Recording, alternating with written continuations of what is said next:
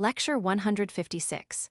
Science of Conformity and Obedience. Imagine walking into an elevator facing the back wall, only to find everyone else already standing that way. What would you do? In study after study, nearly 70% of people turn around to match the group, often without even realizing why.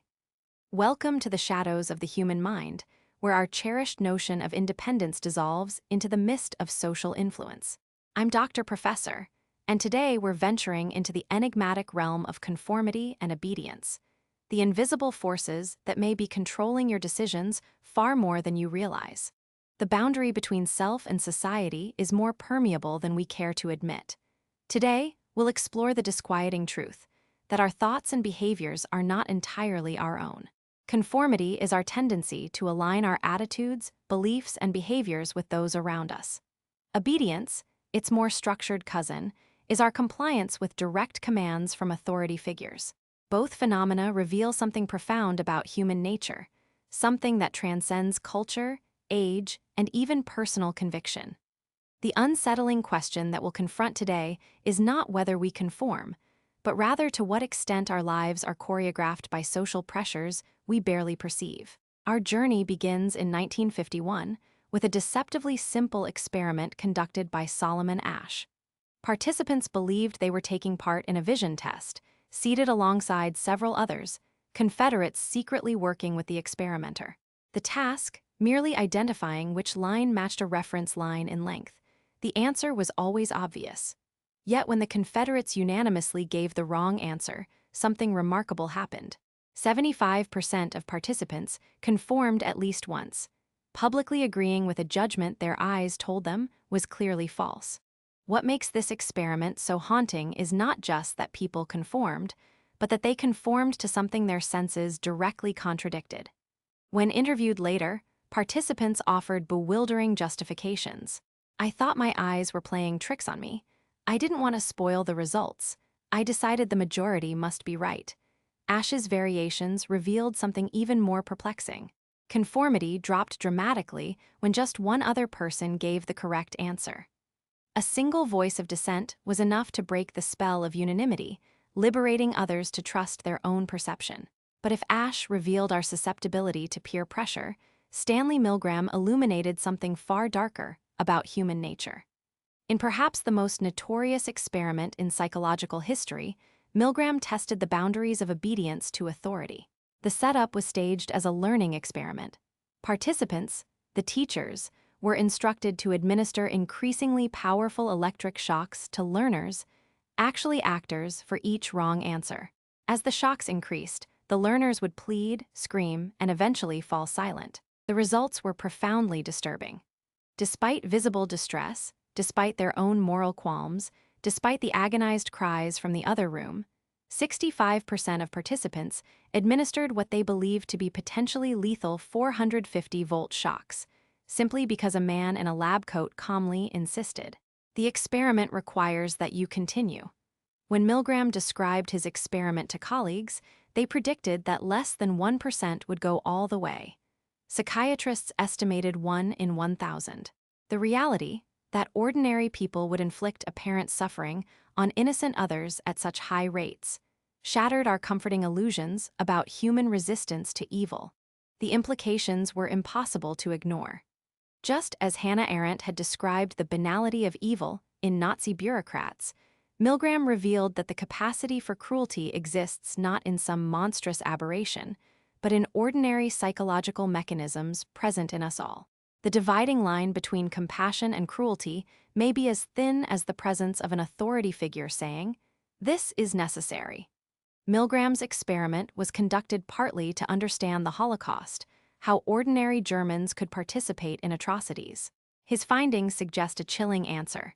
They were just following orders, and so, potentially, would most of us. The Stanford prison experiment, led by Philip Zimbardo in 1971, revealed yet another dimension of conformity: how rapidly we internalize social roles. Student volunteers were randomly assigned to be either guards or prisoners in a mock prison. Within days, the guards became increasingly sadistic, forcing prisoners to clean toilets with their bare hands and subjecting them to psychological torture. The prisoners became passive and depressed.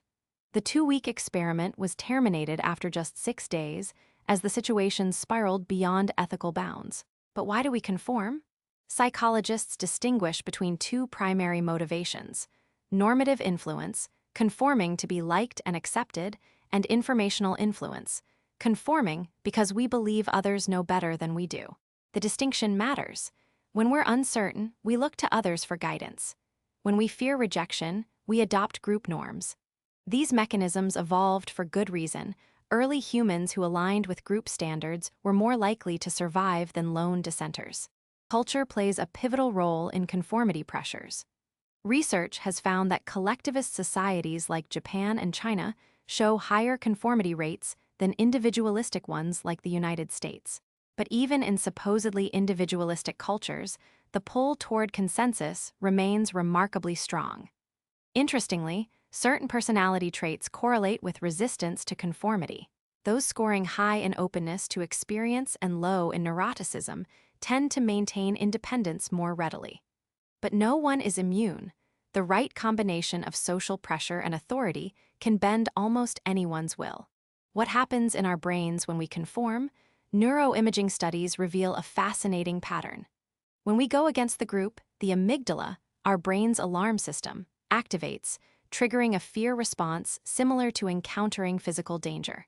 Meanwhile, conformity activates reward centers, flooding our system with the same pleasurable neurotransmitters released when we eat chocolate or have sex. In essence, our brains chemically reward social harmony and punish dissent. We are hardwired to align with our tribes, even when doing so contradicts our better judgment.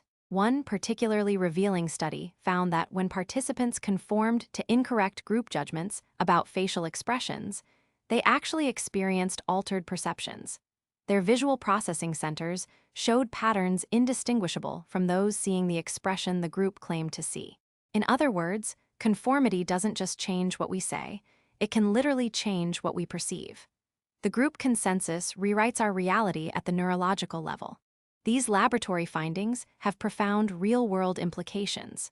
Consider cult members who follow charismatic leaders to their deaths, or the corporate executives at Enron who participated in massive fraud because everyone was doing it. Medical errors proliferate when junior staff defer to senior doctors despite seeing problems. Military atrocities occur when soldiers prioritize obedience over moral judgment. In each case, the same psychological mechanisms identified by Ash, Milgram, and Zimbardo are at work. The digital age has introduced new dimensions of conformity. Social media algorithms create echo chambers where we rarely encounter opposing views. The like button taps directly into our brain's reward system, training us to share only what will receive group approval. Studies show that seeing a post with many likes activates the same neural pathways as winning money or eating food. We are being behaviorally conditioned toward digital conformity through the most basic neurological mechanisms of pleasure and pain. So how do we resist these powerful forces? Research offers several strategies. Seek exposure to diverse viewpoints. The presence of even one dissenter dramatically reduces conformity rates. Practice mindfulness about social pressures. Simply being aware of conformity tendencies helps counteract them. Develop expertise in critical areas. We're less likely to defer to others in domains where we feel competent. Cultivate relationships that value authenticity over agreement. Surround yourself with people who respect thoughtful dissent. As we conclude our exploration of these shadow aspects of human nature, we face an inescapable paradox. The same social instincts that bind us together in cooperative societies can also lead us into moral darkness. Conformity and obedience are neither inherently good nor evil. They are powerful social forces that demand our conscious attention. The most disturbing aspect of these phenomena is not that some people conform. It's that most of us remain oblivious to how profoundly social influence shapes our thoughts, perceptions, and actions. I leave you with a question that has haunted psychologists for decades. In the experiments we've discussed today, how would you have behaved? Most people confidently assert they would resist. The evidence suggests otherwise. The next time you find yourself in agreement with a group, pause to consider: is this truly my own judgment, Or am I standing in an elevator, facing the back wall, never questioning why? For unusual science, I'm Dr. Professor. Until next time, question everything, especially your own certainty.